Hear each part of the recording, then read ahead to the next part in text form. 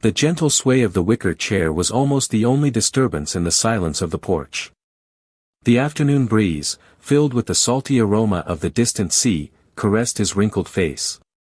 The eyes, which had previously been a deep blue, now had a grayish hue, fixed on the horizon, where the sky and the ocean met in a confused line. That was his refuge, his observation point of the inexorable passage of time. Over his many years, he had witnessed countless sunrises and sunsets, each of which left its mark, visible in the wrinkles that radiated from the corners of his eyes, in the trembling hands that rested in his lap. Memory, sometimes capricious, disordered the days, merging faces and events in a soft haze. However, there were certain fragments, certain feelings, that remained incredibly clear, like precious stones found in the middle of a river bed. One of those fragments was the feeling of deep loss, a persistent emptiness that followed him like a shadow. It wasn't about the physical loss of someone dear to him, although he knew that pain well too. It was something more abstract, more intimate. It was the feeling that an essential part of oneself had disappeared over time, like water escaping through one's fingers. Years, so many years had passed, consuming not only days and months, but also unfulfilled dreams, unsaid words, untrodden paths. Subscribe to the channel so you don't miss any video. Often, in his long hours of contemplation, he wondered about these lost years. What exactly did they contain? What opportunities were ignored?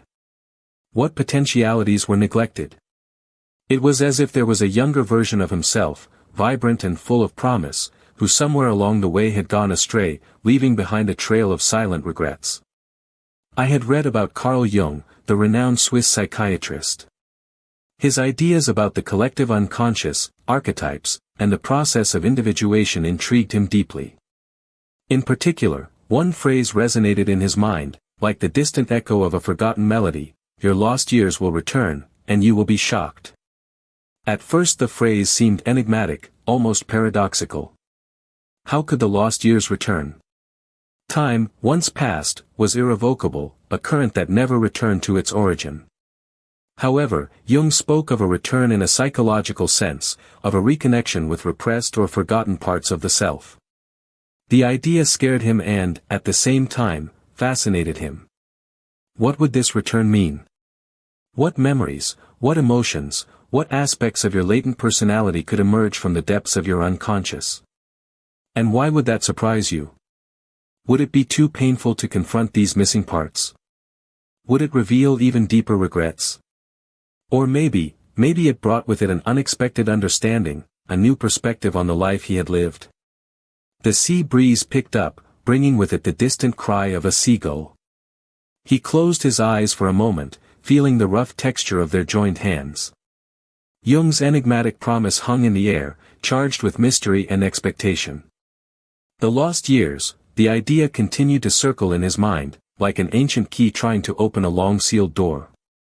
And he, sitting on the porch, felt a strange mixture of apprehension and a faint, almost forgotten spark of hope. Time, in its relentless march, could still bring some surprises. The days that followed were marked by a growing sense of introspection. Jung's phrase had planted a seed in his mind and he found himself revisiting the past with renewed intensity. It was not a chronological search for specific events, but rather an exploration of the deepest layers of his memory, trying to discern the contours of that I that seemed to have been lost along the way. Isolated fragments emerged from the ocean of oblivion, the vivacity of a youthful dream, the intensity of a fleeting passion, the frustration of a lost opportunity, the weight of a difficult decision. Each of these fragments was like a piece of a broken mirror, reflecting only a part of a larger and long disfigured image. He remembered the fervent ambition that had driven him in his youth, the unwavering faith in his potential to achieve great things. What had happened to that energy? At what point would the flame go out, giving way to a more comfortable, but less inspiring, routine? The answer seemed to lurk in the shadows of his memory, elusive and uncertain. There were also memories of his relationships, of the bonds of affection that had sustained him throughout his life. The shared joys, the comfort in times of difficulty, but also the disagreements, the harsh words said in moments of anger, the silences full of resentment. Had I been truly authentic in these relationships? Or would you have molded your personality to fit other people's expectations, thus losing a little more of yourself? The nights became a particularly favorable time for these internal explorations. Lying in bed, in the silence of darkness, the barriers of daytime consciousness relaxed, allowing long-repressed thoughts and feelings to surface. Sometimes they were just vague feelings of melancholy or longing, other times, they were more vivid memories, accompanied by a pang of regret or vague nostalgia. He began to keep a small notebook next to his bed, writing down the fleeting ideas that came to him during those sleepless hours. They were not coherent stories, but key words, fragmented images, raw emotions. It was as if he was trying to put together the pieces of a complex puzzle, not sure what the final image was. A subtle pattern began to emerge from these notes. There was a recurrence of themes related to authenticity, repressed creative expression, fear of taking risks, seeking acceptance. Little by little, he began to realize that perhaps his lost years were not simply empty years, but rather years in which certain parts of his being had been neglected, silenced, or even actively repressed. The idea that these pieces could come back remained a mystery. What would this reintegration be like? Will it be a gradual process of rediscovery or a sudden and overwhelming event? And the shock mentioned by Jung? Would it be the shock of recognizing the extent of one's own alienation or the surprise of discovering long-forgotten potentialities? The morning breeze came through the window, dissipating the shadows of the night. He stood up, feeling the weight of his years, but also a slight sense of curiosity.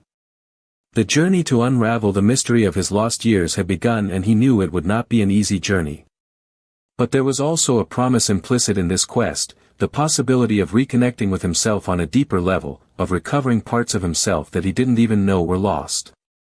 And that possibility alone was enough to light a small flame of hope in his heart. As the exploration of his memory deepened, he began to confront aspects of himself that he would have preferred to keep latent. It wasn't just the missed opportunities or superficial regrets, but the deeper shadows of his psyche, the paralyzing fears, the deep-seated insecurities, the harsh judgments he had leveled at himself and others. He remembered times when anger had consumed him, causing him to utter cruel words that he later bitterly regretted. He recalled situations in which fear of failure had prevented him from courageously pursuing his dreams. He remembered the times when the need to please others had led him to compromise his own values and desires. These memories did not appear in a linear or organized way. They attacked him at unexpected moments, while he was walking on the beach, when he heard an old melody on the radio, when he saw a child smiling. Each memory was like a splinter embedded in his consciousness, causing a subtle but persistent discomfort. At first, he tried to resist those shadows, to rationalize his mistakes, to minimize the impact of his past decisions. It was too painful to confront your own fallibility, to acknowledge the moments when you hadn't been the person you wanted to be.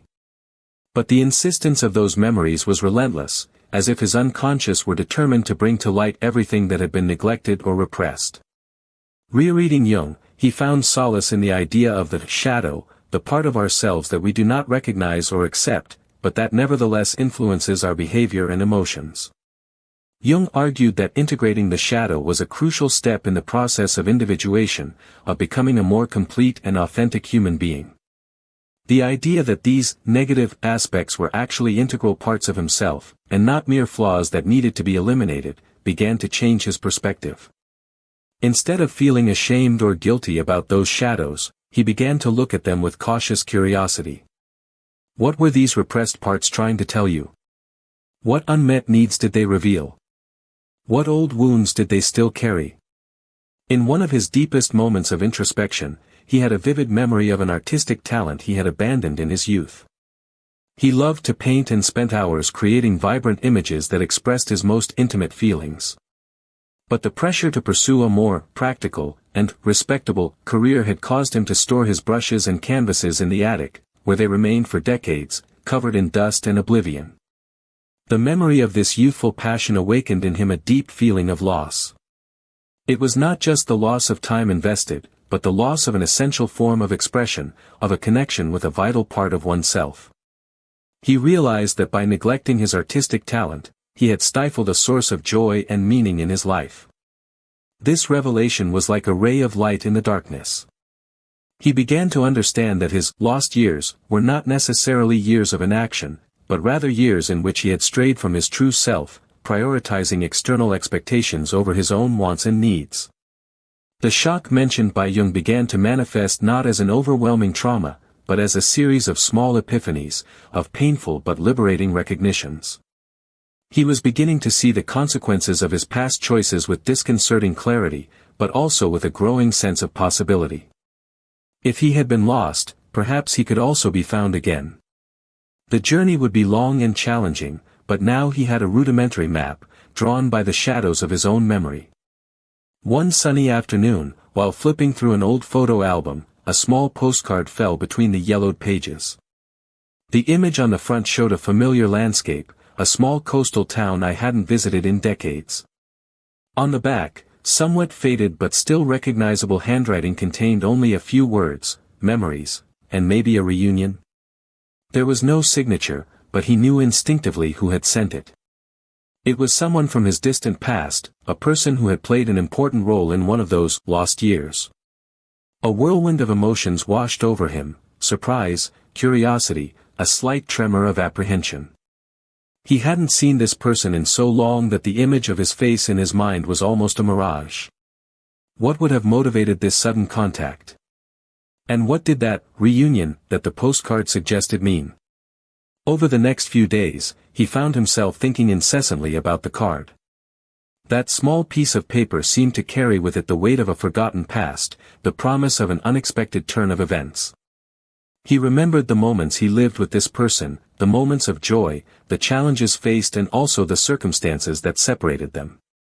At the time, the separation seemed inevitable, perhaps even desirable. But now, with the hindsight of the years, he was able to discern the nuances, the unsaid words, the misunderstandings that could have changed the course of events. Was this contact an opportunity to revisit these outstanding questions and gain a new understanding of the past? The idea of a reunion especially bothered him. What would I say? How would you react to seeing that person again after so long? He had changed a lot, and certainly the other person had too. Would it be a nostalgic and bittersweet reunion, or would there be the possibility of something deeper, a reconciliation or a new beginning? As he wrestled with these questions, he remembered another idea of Jung's, synchronicity, the simultaneous occurrence of related events that have no apparent cause and effect relationship but have subjective meaning to the observer. Receiving that postcard, just as he was immersed in his exploration of the past, seemed to have a synchronous quality. It was as if the universe was conspiring to bring to light the missing pieces of his personal puzzle. He hesitated for a few days, debating with himself whether he should respond to the card. A part of him felt a deep fear of disturbing the past, of reliving old pains. But another part, driven by a growing curiosity and a vague sense that there was something important to discover, compelled him to press on. Finally he grabbed a pen and a sheet of paper. The words didn't come easily at first, but after a few moments of contemplation, he began to write.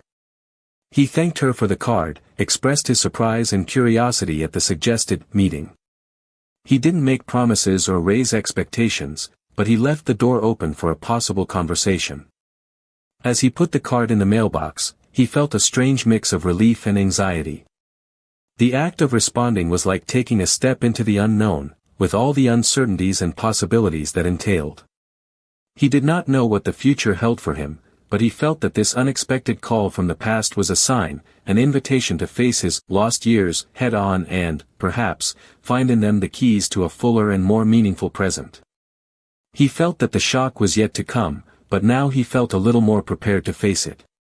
The response to his postcard came a few weeks later. It was a short letter, written in the same familiar handwriting, but now with a touch of fragility. The letter confirmed the identity of the sender and expressed a sincere desire to meet.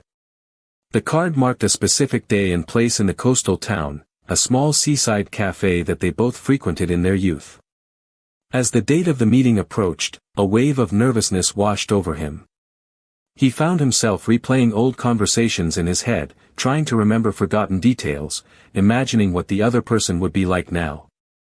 Time had left its mark on him, and he had no doubt that the same would have happened to his old acquaintance. On the appointed day, he drove to the seaside town, a journey filled with a strange sense of déjà vu. The landscapes along the way seemed familiar but at the same time strange, like scenes from a long-forgotten dream. When he reached the town, he parked the car and walked slowly towards the café. The small establishment seemed almost untouched by time. The worn wooden tables, the aroma of freshly brewed coffee mixed with the salty breeze, even the soft music coming from inside seemed to evoke long dormant memories. He hesitated at the entrance for a moment, taking a deep breath before entering. There was the person, sitting at a table near the window, looking at the sea. Time had woven its web, leaving gray streaks in his hair and deep lines around his eyes. But there was something undeniably familiar in her gaze, a soft glow that he recognized instantly. The recognition was mutual and instantaneous. There was a moment of silence, filled with suppressed emotion, before a hesitant smile spread across the other person's face. They greeted each other with a shy hug, as if they were afraid to break the fragility of the moment. They sat down and began to talk, at first with some caution, as if they were treading on unknown ground. They talked about the time that had passed, the lives they had built separately, the joys and sorrows they had faced. As the conversation progressed, the barriers began to fall. They remembered stories from the past, laughed at old jokes, shared regrets and longings. It was as if the time between them had been reduced, allowing the emotions and connections of yesteryear to resurface with surprising intensity. That's when the conversation took a deeper turn. The other person spoke of a dream he cherished in his youth, an ambition he had put aside due to life circumstances. To his surprise, he realized that he himself had harbored a very similar dream back then, a desire that had also been stifled by pressures and expectations. At that moment, something clicked in his mind. He began to understand the nature of his lost years. These were not just external opportunities that had been missed, but essential parts of oneself that had been neglected, shared dreams and passions that had not been cultivated. Listening to the other person speak with nostalgia and a touch of sadness about his unfulfilled dream, he felt a deep echo in his own heart. It was as if he were looking into a mirror of time, seeing reflected the version of himself that had taken a different path but still carried the same latent aspirations. That meeting did not bring easy answers or magical solutions. But it provided something much more valuable, the clarity of a new perspective. He realized that his lost years were not irretrievably lost. The seeds of his dreams and passions were still there, latent, waiting for an opportunity to germinate. The shock mentioned by Jung began to manifest itself not as a terrible revelation, but as a profound recognition of the interconnection between his past and his present, between his own losses and those of others. And, paradoxically, as he recognized it, he began to feel a new sense of wholeness, a more compassionate acceptance of the path he had taken and the possibilities that could still arise. The reunion with the past, captured in that unexpected encounter, began to illuminate his present in ways he had never imagined. The impact of that reunion resonated deeply with him, like a stone thrown into a calm lake, whose waves spread across the entire surface. The conversation with his old acquaintance not only rekindled dormant memories, but also awakened a new awareness of his own desires and regrets. When he returned to his routine, the world seemed slightly different. Colors seemed more vivid, sounds clearer. It was as if a layer of fog had lifted and obscured his perception. He began to pay more attention to the small pleasures in life, the beauty of a sunset, the warmth of a cup of tea in his hands, the birdsong in the morning. The memory of his youthful passion for painting, revived by the conversation about unfulfilled dreams, began to exert an irresistible fascination. One day, while organizing the attic, she found the dusty box with her old art supplies. He hesitated for a moment, as if he were about to open a portal to a forgotten world. Finally, with a mixture of excitement and apprehension, he lifted the lid.